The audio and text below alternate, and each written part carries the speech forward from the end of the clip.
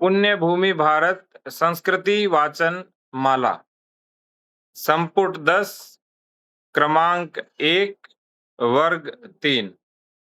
मैं अनंत चंद्रभूषण पांडे। प्रस्तावना। भारतीय संस्कृति विश्व में सर्वाधिक प्राचीन एवं सर्वश्रेष्ठ है, परंतु संस्कृति तभी सुरक्षित रहती है जब उसकी परंपरा पीढ़ी दर पीढ़ी हस्तांतरित होती रहती है। हर नई पीढ़ी को अपनी संस्कृति का परिचय प्राप्त होना आवश्यक होता है। हर नई पीढ़ी का मानस संस्कृति के सत्व से सिंचित होना आवश्यक होता है। संस्कृति का हस्तांतरण शिशु अवस्था से ही घर में और विद्यालय में होना चाहिए। संस्कृति के केवल गुणगान करना पर्याप्त नहीं होता, कृति में, व्यवस्था में, विचारों में और वातावरण में उसका होना आवश्यक होता है। इन बातों का विचार कर पुनरुत्थान ट्रस्ट ने इस पुण्य भूमि भारत संस्कृति वाचन माला के प्रकाशन का विचार किया है। आजकल लोग कहते हैं कि संचार माध्यमों के प्रभाव के कारण छोटे बड़े सभी की पढ़ने की आयु और पढ़ने की वृत्ति और प्रवृत्ति बहुत कम रह गई है, परंतु अनुभव और अनुमान कहता है कि अंततोगत्वा पुस्तकों का स्थान अन्य माध्यम नहीं ले सकते हैं। सौंदर्य बोध, कल्पना शक्ति और रस ग्रहण के विषय में पुस्तकें सर्वाधिक लाभकारी होती हैं। अतः आज परिस्थिति विपरीत प्रतीत होने पर भी माता पिता और शिक्षक गण छोटे छात्रों को इन पुस्तिकाओं को पढ़ने हेतु प्रेरित करें एवं उन्हें सहायता करें, यही अपेक्षा है। पुस्तिकाओं के विषय देखकर प्रतीत होगा कि न केवल छोटे अपितु बड़े छात्रों के लिए और न केवल छात्रों अपितु उनके माता पिता और आचार्यों के लिए भी उपयोगी सिद्ध होंगी।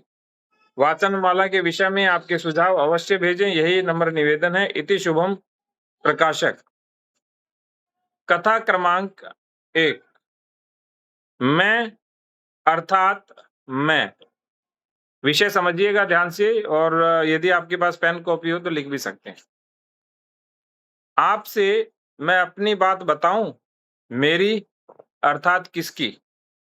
मेरी अर्थात मेरी ही। आप पूछेंगे कि मैं कौन हूं, मेरा नाम क्या है? सच कहूं, मेरा कोई नाम ही नहीं है, बस मैं हूं। मैं अर्थात मैं। कभी लोग मुझे ब्रह्म कहते हैं, कभी आत्मा कहते हैं, कभी परमात्मा कहते हैं। कभी लोग मुझे ब्रह्म कहते हैं, कभी आत्मा कहते हैं, कभी परमात्मा कहते हैं। कहने दो, पर आपको सत्य कहूं, मैं तो मैं हूं। मेरा कोई नाम नहीं, मेरा कोई रूप नहीं, मेरा कोई रंग नहीं, मैं तो बस हूं ही। इसलिए तो कहता हूं, मैं अर्थात मैं। कथा क्रमांक 2। अकेले अच्छा नहीं लगता। मैं आपसे मेरी बात बताऊं, बहुत समय पहले की बात है। तब मैं अकेले ही था। अकेला अर्थात बिल्कुल अकेला। आसपास कोई भी नहीं, वृक्ष नहीं, प्राणी नहीं, मनुष्य नहीं, आकाश नहीं, पृथ्वी नहीं, कुछ भी नहीं था। किससे बात करूं? किसके साथ खेलूं? किसके साथ भोजन करूं? कहाँ पढ़ने जाऊं? विद्यालय ही नहीं था। कहाँ खेलूं? मैदान ही नहीं था। क्या खाऊं? खाने को कुछ भी नहीं था। आसपास कुछ भी नहीं था, कोई भी नहीं था। मुझे तो कुछ भी अच्छा नहीं लगता था। अकेले ही अकेले कैसा अच्छा लगेगा? फिर मुझे विचार आया, क्यों ना मैं मित्र बना लूं। मैं ही मैदान बन जाऊं, मैं ही आहार बन जाऊं। परंतु करूं तो कैसे करूं? फिर मैंने तपस्या की। आसन लगाकर आंखें बंद कर बैठ गया। कथा क्रमांक 3। मेरी तपस्या। मैंने तपस्या की, खूब तपस्या की। कितने ही वर्ष बीत गए, फिर मेरी तपस्या पूर्ण हुई। मैंने आंखें खोली। अब क्या करूं? मुझे मित्र चाहिए, मुझे खिलौने चाहिए, मुझे भोजन चाहिए, मुझे यह चाहिए, वह भी चाहिए, सब कुछ चाहिए। चलो एक मजेदार खेल खेला जाए। तब से मिली समझ का उपयोग करूं, मैं पुनः आसन लगाकर आंखें बंद कर बैठा और मुझ में से ही मैंने एक वस्तु बनाई। वह मेरे अंदर से बाहर आई और मेरे सामने खड़ी हुई।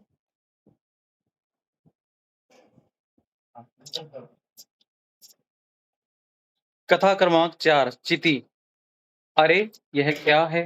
यह तो प्रकाश पुंज सा है। यह वस्तु तो बहुत बड़ी है। यह वस्तु तो बहुत बड़ी है, इतनी बड़ी कि कहीं से इसके और छोर दिखाई नहीं देते। है तो मेरे ही जैसी, मानो कि दूसरा मैं ही। इसलिए मैंने इसे नाम दिया चिति। चलो खेलने के लिए कोई तो मिला, अब बहुत आनंद आएगा। पहले मैं अकेला ही था, अब हम दो हुए, मैं और चिति। चिति मेरी निकटतम सखी, मुझे बहुत ही प्रिय, और चिति को मैं भी प्रिय।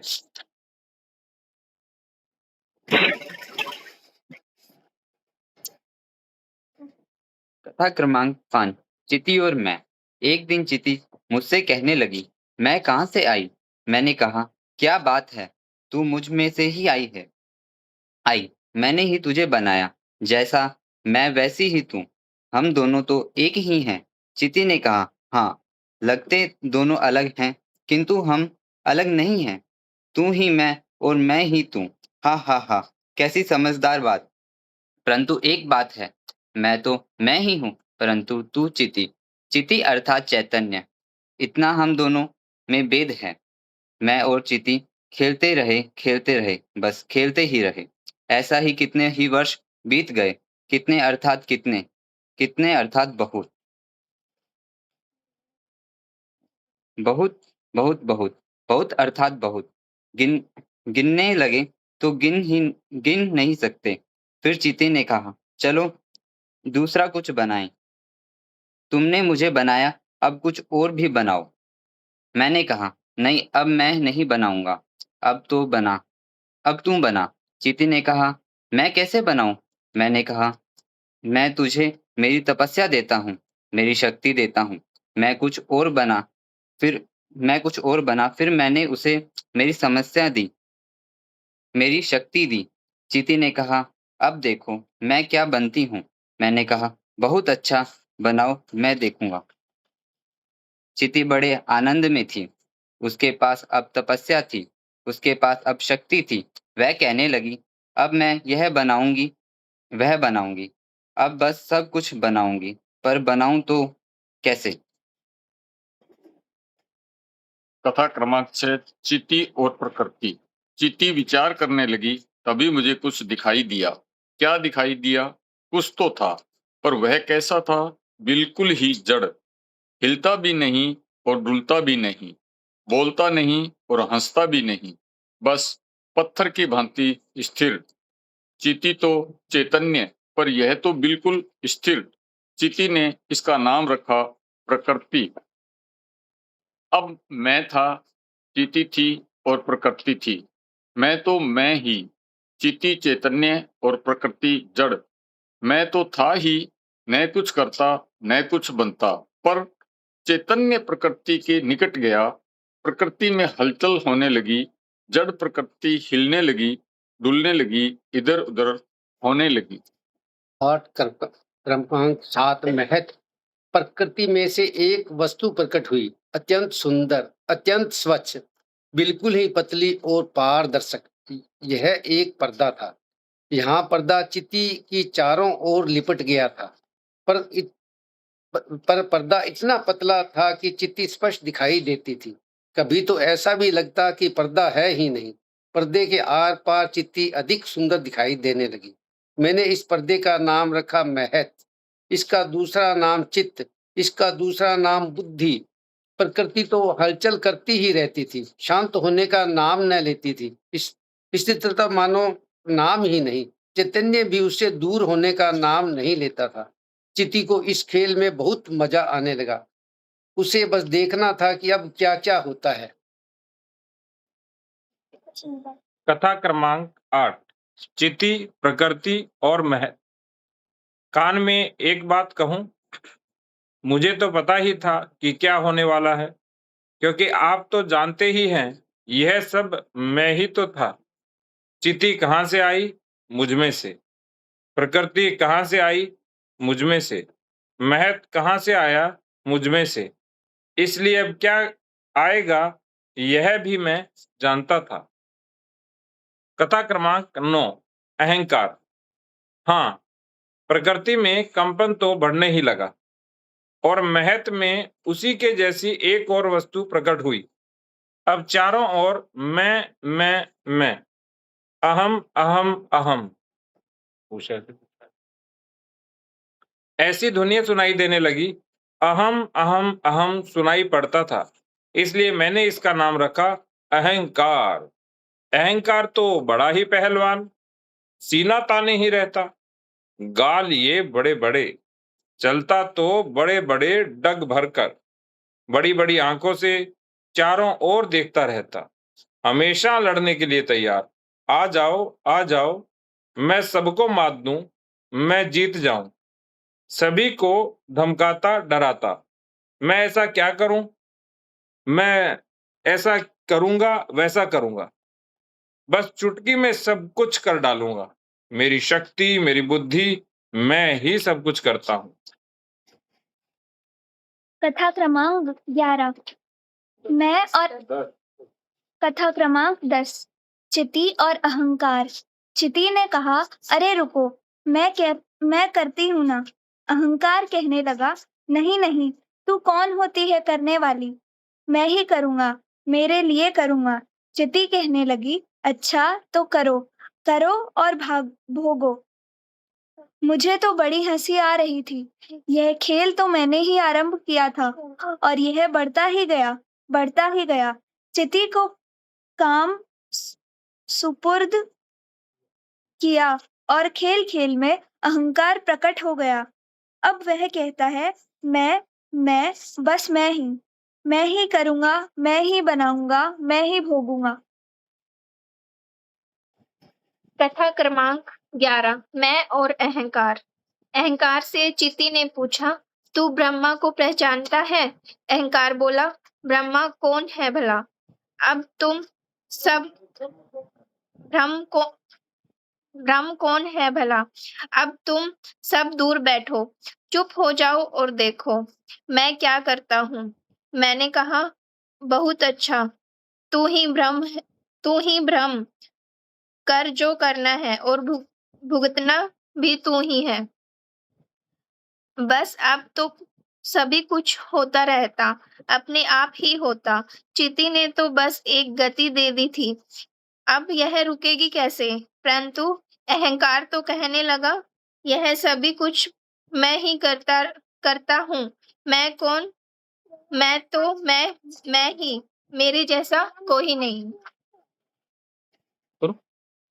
कथा क्रमांक 12 मन। इसी प्रकार बहुत वर्ष बीत गए और एक और विचित्र वस्तु उत्पन्न हुई। आहा हा, उसका वर्णन कैसे कर सकते हैं। इसका रूप बदलता ही रहता था। एक स्थान पर तो वह टिकती ही नहीं थी।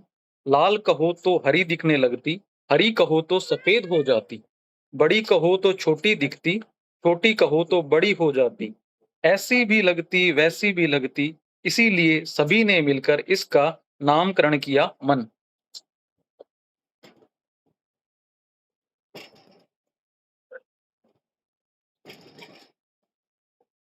मन के तूफान। जब से यह मन बना है तब से सभी को नाक में दम आने लगा है। अहंकार इसे पकड़ने दौड़ता है, लपकता है और खींचता है। तब तक मन छूटकर भाग जाता है। अहंकार को थकाने लगा अब तो। बुद्धि इसे समझाने के प्रयास करती है, पर समझे तो वह मन नहीं, बस मन तो दौड़ता भागता रहता है। इसे तो यह भी चाहिए, वह भी चाहिए और मांगने पर उसे मिलना ही चाहिए। अरे, पर जैसे ही मांगी हुई चीज मिल जाती है तो वह उसे फेंक देता है। मन कहता है, मैं विचार करता हूँ, पर बैठने का नाम नहीं। शांत होकर विचार करे। अरे, क्या विचार कर रहा है यह भी मालूम नहीं। बड़ा ही विचित्र, थकता नहीं, रुकता नहीं, विराम लेता नहीं, बड़ा ही उस्ताद। मैं तो इसे देख देख कर हंसता ही रहता हूँ।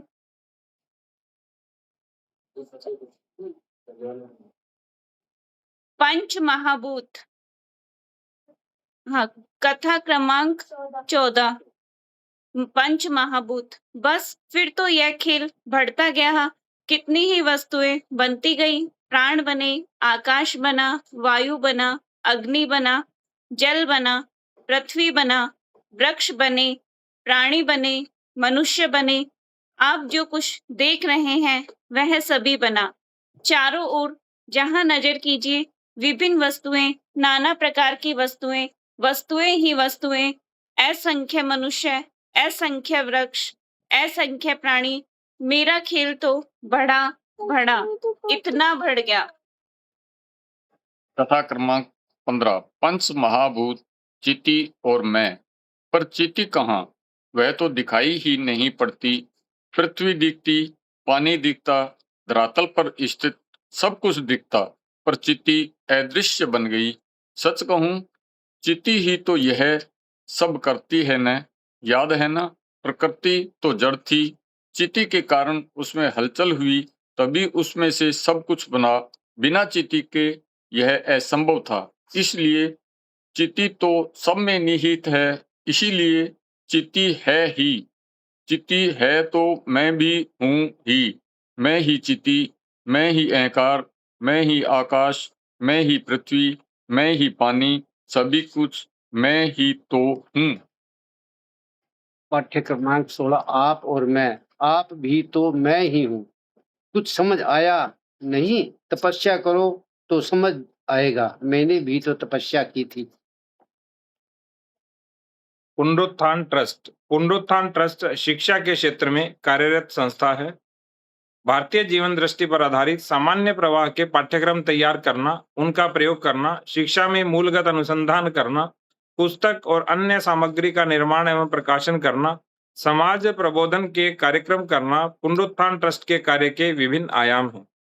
पुनरुत्थान ट्रस्ट की चिति नामक अर्धवार्षिक शोध पत्रिका, पुनरुत्थान कार्य अनि विचार संदेश नामक मासिक पत्रिका प्रकाशित होती है। भारतीय शिक्षा विषयक एक संदर्भ पुस्तकालय तैयार करने की पुनरुत्थान ट्रस्ट की योजना है।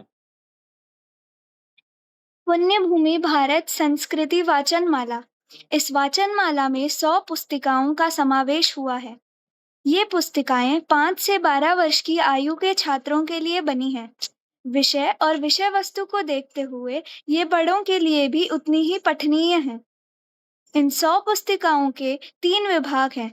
प्रथम विभाग की 30 पुस्तिकाएं 5 से 7 वर्ष की आयु के, द्वितीय विभाग की 40 पुस्तिकाएं 8 से 9 वर्ष की आयु के और तृतीय विभाग की 30 पुस्तिकाएं 10 से 12 वर्ष की आयु के छात्रों के लिए।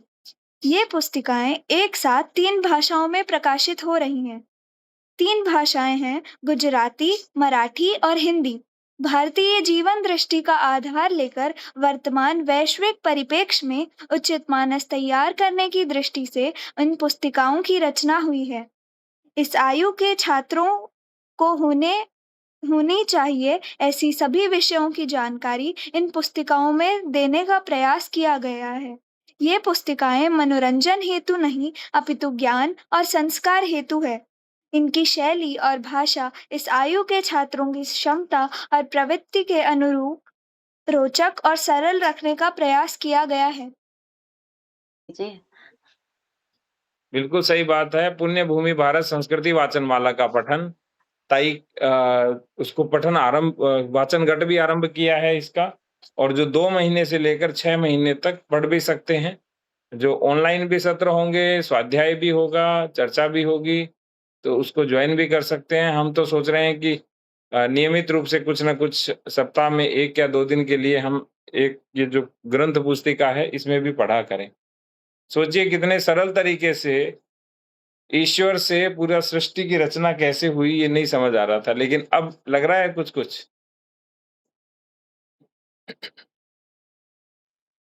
कोई कुछ अपना मंतव्य देना चाहता है तो दे सकते हैं कि किस तरह से स्वयं ईश्वर को, भगवान को, अकेले ब्रह्म को अकेले रहना पसंद नहीं था, तो उन्होंने खेल के लिए, लीला के लिए, आनंद के लिए इस सृष्टि की रचना जब आरंभ की तो सबसे पहले चिति आई। तो ये कहते हैं कि कोई लोग मुझे ब्रह्म कहते हैं, कोई आत्मा कहते हैं, कोई परमात्मा कहते हैं, कोई सत्य कहते हैं। वास्तविकता ये है कि न मेरा नाम है, न मेरा रूप है, न मेरा रंग है, मैं तो बस हूँ। यानी होना ही ब्रह्म है, होना ही ईश्वर है और इसको किसी भी रूप में परिभाषित नहीं किया जा सकता। लेकिन जब भगवान ने सोचा कि सृष्टि का निर्माण करूं तो उन्होंने भी तपस्या की और उसी तपोबल के प्रभाव से जब आसन लगा के आंखें बंद करके बैठे, तो जब तपस्या पूर्ण हुई, तो उन्होंने कहा कि मुझे भी कुछ चाहिए, मित्र, खिलौने, भोजन इत्यादि मुझे चाहिए। तो सबसे पहले इनके समक्ष जो एक वस्तु आगे खड़ी हुई वो थी चिति। तो पंडित दीनदयाल उपाध्याय जी ने अपने एकात्म मानवतावाद में 2 शब्द दिए, एक चिति और एक विराट। वो उन्होंने दैशिक शास्त्र जो बद्री साय ठुलगरिया जी का है, उस ग्रंथ से लिए थे। चिति का अर्थ है चेतना, चिति का अर्थ है प्रकाश पुंज और चिति का अर्थ है हमारा आंतरिक स्वभाव। और जैसी जिस जाति की और देश की चिति होती है, वैसा ही उस जाति का और देश का क्या होता है? स्वभाव होता है। तो भगवान के जो सबसे निकटतम है वो है चिति। तो चिति को स्वयं ईश्वर ने क्या कहा कि ये मेरी निकटतम सखी है। चिति को मैं प्रिय हूं और मुझे चिति। तो मैं और चिति 2 नहीं हैं, एक ही हैं। यह मेरे से ही आई है, मेरा ही अंश है और बाद में मेरे में ही वापस जाएगी। तो चिति का सामान्य यदि अर्थ देखें तो वो है चैतन्य। तो भगवान ने कहा जब चिति के साथ खेलते खेलते बहुत समय व्यतीत हो गया, तो हमने सोचा आगे भी तो कुछ होना चाहिए। तो चिति ने कहा कि मैं बनाऊं, लेकिन मैं बनाऊंगी कैसे? तो उन्होंने कहा मैं तपस्या देता हूं, शक्ति देता हूं, तू कुछ बना। तो जब तपस्या और शक्ति दी, तो चिति ने जब आगे बनाया, तो चिति से ही पूरा विराट बनना शुरू हुआ। और जो विराट का प्रथम चरण था, ये कह सकते हैं ना भाई, तो जो विराट बनना शुरू हुआ तो उसके प्रथम चरण में चिति को प्रकृति दिखी। प्रकृति तो जड़ थी, न हिलती थी, न डुलती थी, न बोलती थी, न हंसती थी, पत्थर जैसी थी। और चिति तो चैतन्य था। तो चिति ने इसका नाम रखा प्रकृति। तो प्रकृति का शाब्दिक अर्थ होता है स्थिर। तो मैं था, चिति चैतन्य और प्रकृति जड़। और जब चैतन्य या चिति प्रकृति के निकट गई, जब हम कहते हैं कि जब पुरुष और प्रकृति दोनों का मिलन हुआ, तभी क्या है? पूरे संसार का उद्भव हुआ, जो हम सांख्य योग दर्शन के अंदर पढ़ते हैं। तो जड़ हिलने लगा, डुलने लगा, इधर उधर होने लगा। तो सबसे पहले जो तत्व प्रकट हुआ उसका नाम है महत। और जो महद हुआ वो एक तरह से पर्दा है।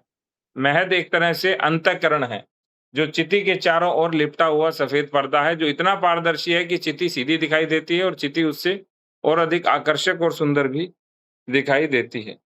इस पर्दे का नाम महद भी है। इस पर्दे को लोग चित्त भी कहते हैं। इस पर्दे का दूसरा नाम महद तत्व को बुद्धि भी कहते हैं। यहाँ तक ज्यादा मिक्स हो गया ना? वो जो विभिन्न दर्शनों में विभिन्न वैसे मूल रूप से ये है कि जो महत तत्व है उसको हम बुद्धि कहते हैं और जो चित्त है वो महत तत्व और चिति के बीच का है कुछ, जो सफेद पर्दा आप कहते हैं जिसपे, हाँ, महत और प्रकृति के बीच का, जो महत और प्रकृति के बीच का है। जैसे बुद्धि, अहंकार और महत, इन तीनों का घालमेल बहुत हुआ है विभिन्न दर्शन।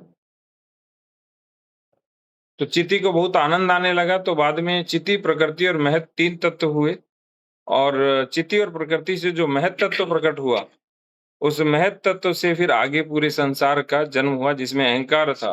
अहंकार हमेशा कहता है मैं, मेरा, मैं भोगता हूँ, मैं ज्ञाता हूँ और मैं ही करता हूँ और कुछ नहीं करता। और बहुत पहलवान की तरह शक्तिशाली, अपने गाल भी बजाता रहता है। और चिति और अहंकार चिति को भी क्या कहने लगा? तू कौन होती है करने वाली? मैं ही करूंगा, मेरे लिए करूंगा। तो चिति कहती है अच्छा तो करो फिर, ठीक है, तो करो और भोगो फिर, तुम जो करेगा वही तो भोगेगा। तो खेल खेल में क्या हुआ, अहंकार ने कहा नहीं मैं ही करूंगा, मैं ही बनाऊंगा और मैं ही भोगूंगा। तो जब आगे आया मैं और अहंकार, तो अहंकार से चींटी ने पूछा तू ब्रह्म को पहचानता है? तो अहंकार ने बोला ब्रह्म भला कौन है, अब तुम सब दूर बैठो, देखो मैं क्या क्या करता हूं, मेरे जैसा कोई नहीं। फिर इसके बाद मन आया, बहुत वर्ष व्यतीत हुए, तो एक और विचित्र वस्तु हुई, मन। मन हमेशा हिलता डुलता रहता है, कभी रुकता नहीं है। और अहंकार भी जब इसको दौड़ने को पकड़ता है, लपकता है, खींचता है, तो ये छूट करके भाग जाता है। समझे उसे तो मन कहते ही नहीं। तो मन को देखकर सब हंसते हैं। और फिर इसी से आगे पंच महाभूत बने, फिर पंच महाभूत से ही आगे पूरे संसार को रचा गया। तो अंत में ये बताया गया है कि चिति है तो पंच महाभूत है, चिति है तो बाकी सब है, चिति तो मैं ही। और फिर ईश्वर भी बताते हैं कि मैं क्या हूं, मैं ही चिति हूं, मैं ही अहंकार हूं, मैं ही आकाश हूं, सब कुछ जो दिखाई देता है वो मैं ही हूं। और बाद में सब कहते हैं कि आप भी तो मैं ही हूं। तो कैसे समझ आएगा? तो उन्होंने कहा तपस्या करो। और मैंने भी तो तपस्या की थी। ईश्वर कहते मैंने तपस्या करके सृष्टि की रचना की, और आप सोच रहे हो कि आप बिना तपस्या से ईश्वर को जान जाओ, तो आपको भी क्या करना पड़ेगा? तपस्या करनी पड़ेगी। कोई कुछ बताना चाहता है तो बताइए।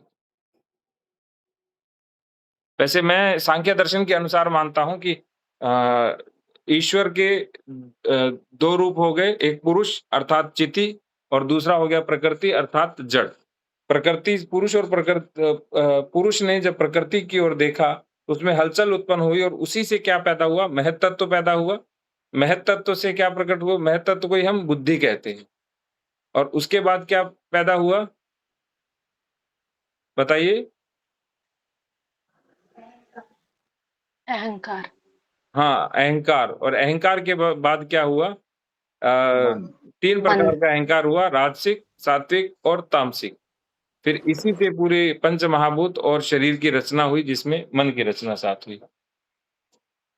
यही है ना ताई सांख्य दर्शन के अनुसार तो पूरा। और कोई बताना चाहता है ताई? आज बाकी चुप हो गए ताई सब इस विषय पे।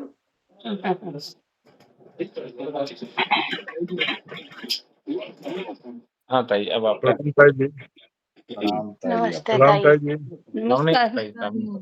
अच्छा इसको रखना। नमस्कार। अभी जो पुस्तिका प्रणाम ताई जी। पढ़ी, हाँ, अभी जो पुस्तिका पढ़ी ना, वो मैं अर्थात ब्रह्म है, और संपूर्ण सृष्टि रचना कैसे हुई है इसका ये विज्ञान है।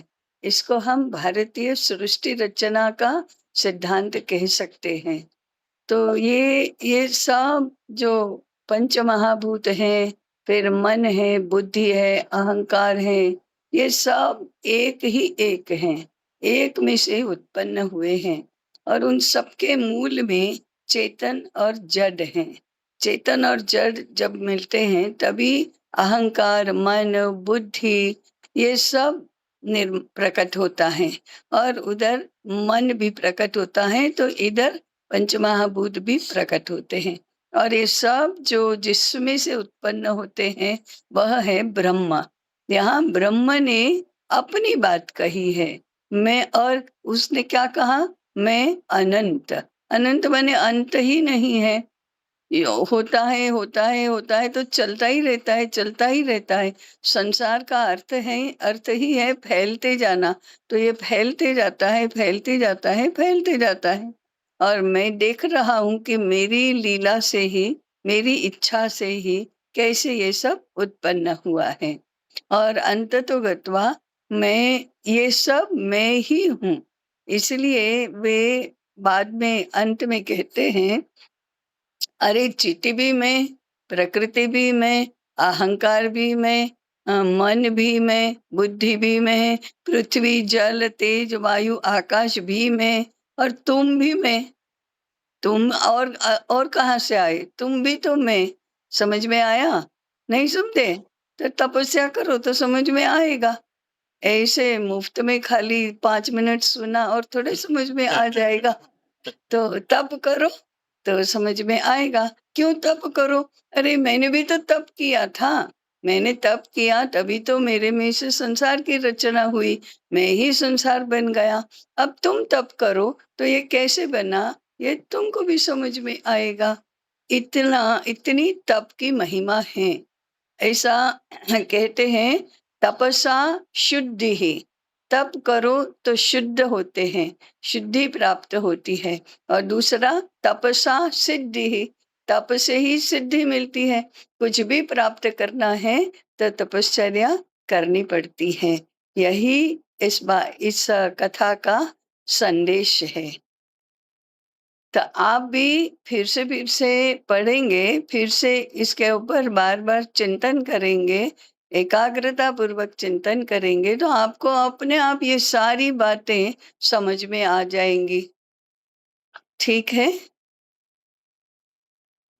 तो ये मैं अनंत कथा पूर्ण हुई। कुछ पूछना है जी किसी को? ताई, एक प्रश्न है। हाँ जी।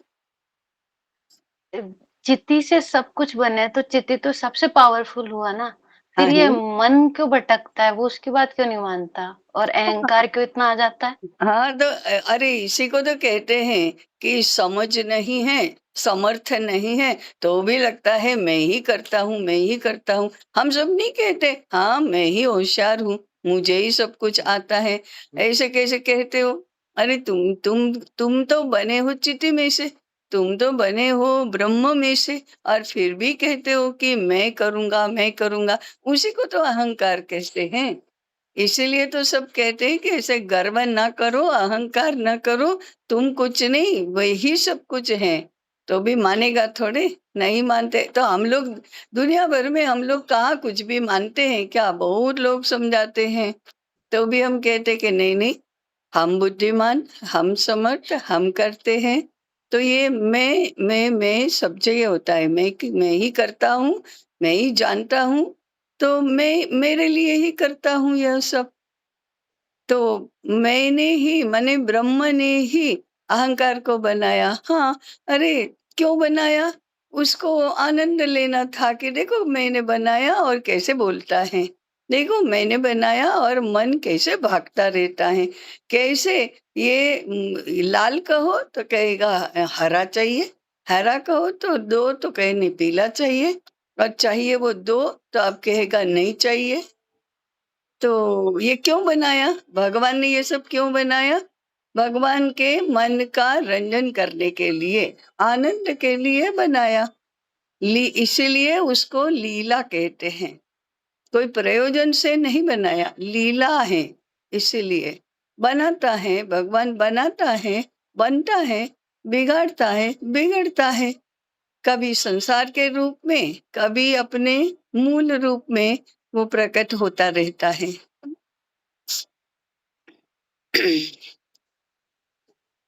तो मन इसलिए इतना उछलता है क्योंकि वो भूल गया है कि उसे किसने बनाया है। हाँ, भूल गया। तो भूलना हम आप सब भूल ही जाते हैं ना। याद आपको दिलाना पड़ेगा। आपको किसने बनाया? मैंने आपको आपको आपने ब्रह्म सोचा ने, होगा, कहा ना मैंने बनाया। आपको किसने मैं बनाया? मतलब वो ब्रह्म, हाँ, हाँ, हाँ, ब्रह्म, हाँ, किसने बनाया? ब्रह्म ने। पता है? जानते हैं? पक्का?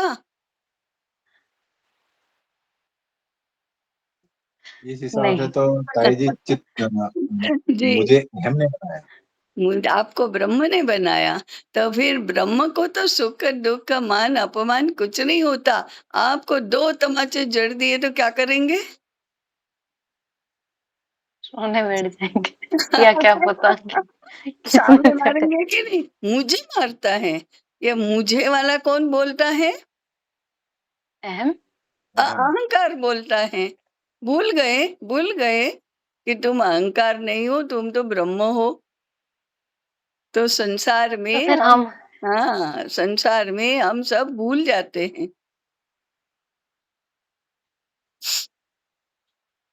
हाँ, लक्ष्मी बिटिया।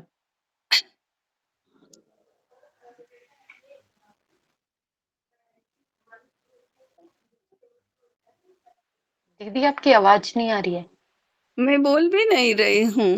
आप नहीं, वो हाँ, लक्ष्मी दीदी अच्छा क्वेश्चन लक्ष्मी पूछ दी रहे। हाँ, लक्ष्मी दीदी। हाँ, लक्ष्मी जी आपकी आवाज नहीं आ रही है।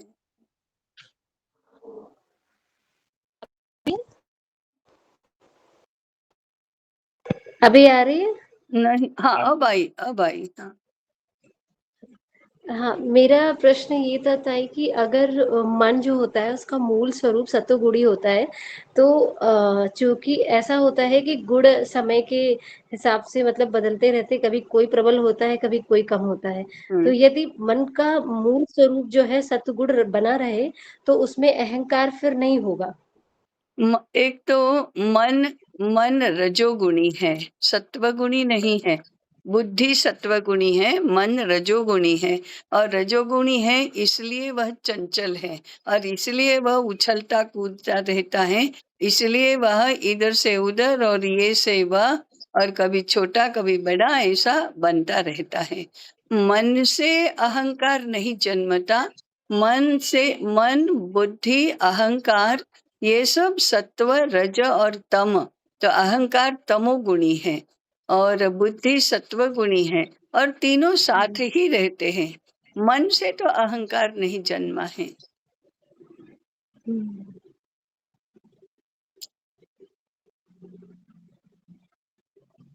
धन्यवाद ताई। हाँ जी।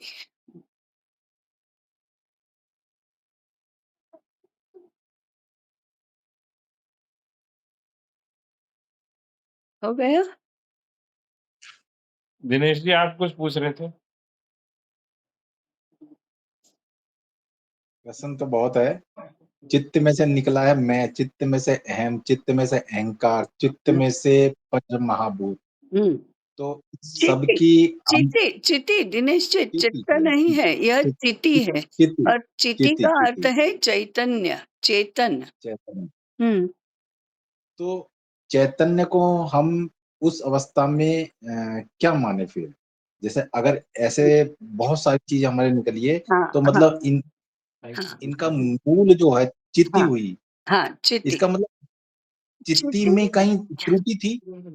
चिति और प्रकृति ये दोनों मिलकर, चिति चेतन है और प्रकृति जड़ है, ये दोनों मिलकर अहंकार बुद्धि मन पंचमहाभूत ये सब बना।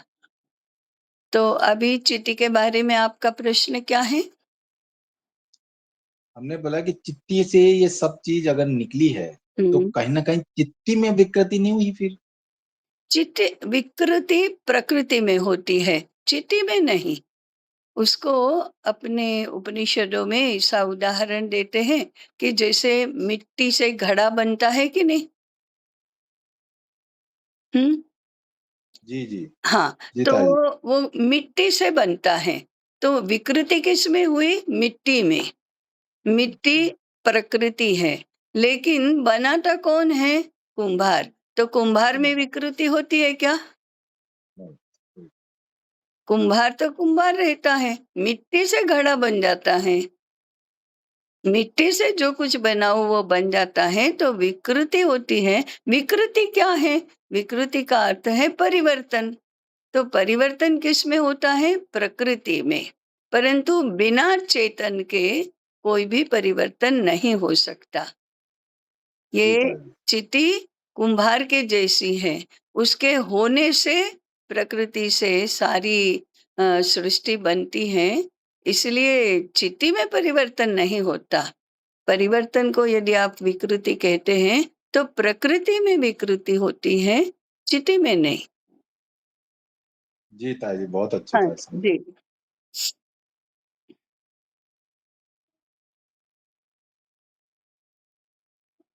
तो ये सारी बातें ना हम जब पहली बार सुनते हैं तो बहुत अजीब अजीब लगती है और बहुत उलझी उलझी भी लगती है। धीरे धीरे हम फिर से एक बार पढ़ेंगे तो कुछ स्पष्टता हो जाएगी, बार बार पढ़ेंगे तो एकदम स्पष्ट हो जाएगी, और उसमें फिर ऐसी समझ हो जाए कि ओहो ये संसार तो ऐसे बना है और मूल परमात्मा ऐसा है और उसने ही बनाया। और उसने अपने में से ही बनाया। अपने में से भी क्यों, स्वयं ही संसार बन गया। ये सारी बातें वैज्ञानिक पद्धति से हमारे मन में स्पष्ट हो जाती हैं और इसी को भारतीय सृष्टि विज्ञान कहते हैं। फिर भगवत गीता के इससे संबंधित जो श्लोक है ना, वे भी समझ में आने लगते हैं। आपने 15वां अध्याय पढ़ा है? कई बार गीता पढ़ा। जी हाँ, उसमें 2-3 श्लोक हैं इसको समझाने वाले। देखो किसको, ब्रह्म चिति प्रकृति, इन 3 को समझाने वाले। द्वाविमौ पुरुषौ लोके क्षरश्चाक्षर एव च, है ना। द्वाविमौ पुरुषौ माने 2 प्रकार के पुरुष हैं, एक क्षर पुरुष है, एक अक्षर पुरुष है। क्षरः सर्वाणि भूतानि कूटस्थोक्षर उच्यते। अक्षर पुरुष ये चिति का नाम है और अक्षर पुरुष ये प्रकृति का नाम है। उत्तमः पुरुषस्त्वन्यः परमात्मेत्युदाहृतः, परंतु ये क्षर पुरुष, अक्षर पुरुष और इससे परे उत्तम पुरुष है। उत्तमः पुरुषस्त्वन्यः परमात्मेत्युदाहृतः यो लोकत्रयमाविश्य बिभर्ति अव्यय ईश्वरः। जो तीनों लोगों को तीनों लोगों का के परे उत्तम पुरुष के रूप में है, उसको ही परमात्मा कहते हैं। यस्माद् क्षरमतीतो हम, वो अहम भगवान स्वयं के लिए परमात्मा शब्द का प्रयोग करते हैं। मैं क्षर से भी परे हूँ, मैंने प्रकृति से भी परे हूँ, अक्षर से भी परे हूँ, माने चेतन से भी परे हूँ, चिति से भी परे हूँ। यस्माद् क्षरमतीतो हम अक्षरादपि चोत्तमः, अक्षर से भी उत्तम हूँ। अतोस्मि लोके वेदे च प्रथितः पुरुषोत्तमः, इसलिए लोक में माने पुराणों में भी और वेदों में भी मुझे उत्तम पुरुष कहा गया है, पुरुषोत्तम कहा गया है। पुरुषोत्तम ही परमात्मा है। ऐसे 3 श्लोकों में ही ये चिति, प्रकृति और ब्रह्म की बात भगवान ने कही है। तो ये सारा हम फिर से पढ़ेंगे तो हमको गीता के अध्यायों का अर्थ चिंतन भी ठीक से समझ में आएगा। जी ताई जी, बहुत अच्छी। जी। भाई इसमें जैसे शरीर में तो हमारी सब चीजें जैसे लीनियर अप्रोच लोग रखते हैं कि इसके बाद ये, इसके बाद ये, इस तरह से नहीं है। इस बस वो तरह से नहीं। क्रमागत तरीके से हाँ। दर्शाया गया है, हाँ। किंतु वास्तव में वो सब जगह सब कुछ एक साथ सब जगह रहता है, सब एक दूसरे के साथ जुड़ा हुआ है, ऐसे आंतरिक रूप से जुड़ा हुआ है, ऐसे जुड़ा हुआ है कि उसका जोड़ कहाँ है ये भी हमें समझ में नहीं आता। इसलिए उसको कहते हैं एक में ओतप्रोत होकर रहते हैं और सर्वत्र रहते हैं। मन कहाँ रहता है? शरीर में सर्वत्र रहता है। बुद्धि कहाँ रहती है? शरीर में सर्वत्र रहती है। लेकिन ये जो केवल भूतवादी शरीर रचना समझते हैं ना, तो हम कहते हैं बुद्धि तो ब्रेन में रहती है। वो तो फिजिकल बुद्धि है। हमारी आत्मिक बुद्धि जिसका भगवद गीता में तथा अन्य शास्त्रों में वर्णन है, वो मस्तिष्क में नहीं रहती, वो सर्वत्र रहती है। और जैसे हमारे शरीर में रहती है वैसे ही ब्रह्मांड में भी रहती है।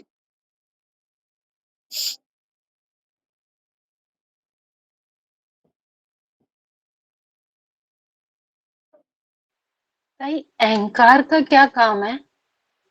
अहंकार का काम है, देखो कोई भी काम करने वाले के बिना होता है क्या? आप सुन रहे हैं तो आप क्या कहेंगी? कौन सुन रहा है बताओ? मैं सुन रही हूँ। ये मैं कौन है?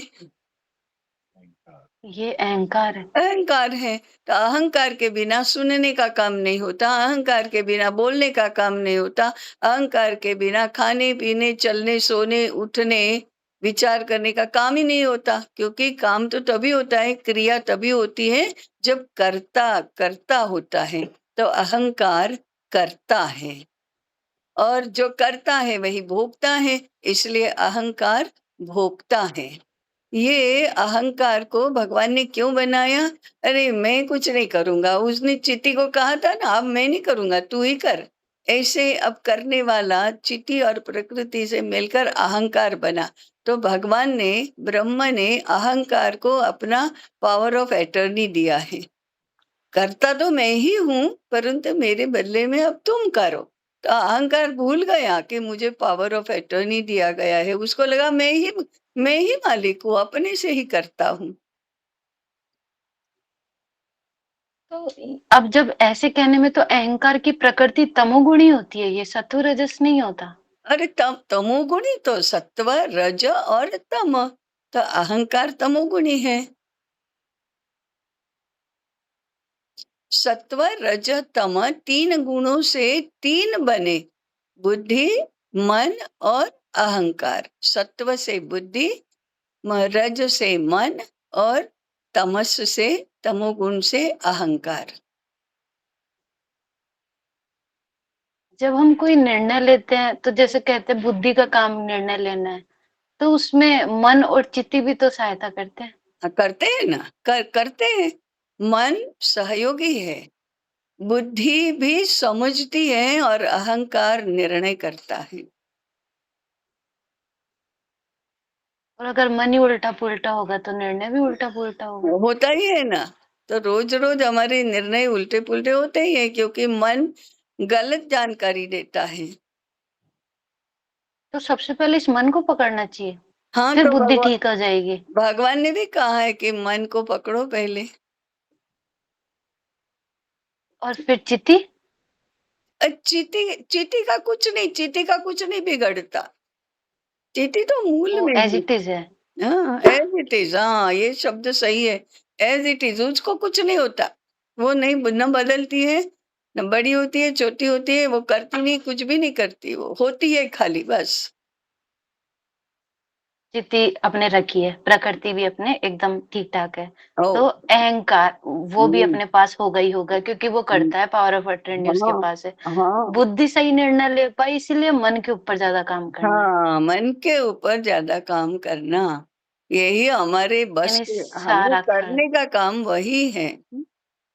तो सब बहुत दूर है। बाकी तो बुद्धि में कोई प्रॉब्लम नहीं, यदि मन ठीक हो गया तो। ठीक है, है ना? हो।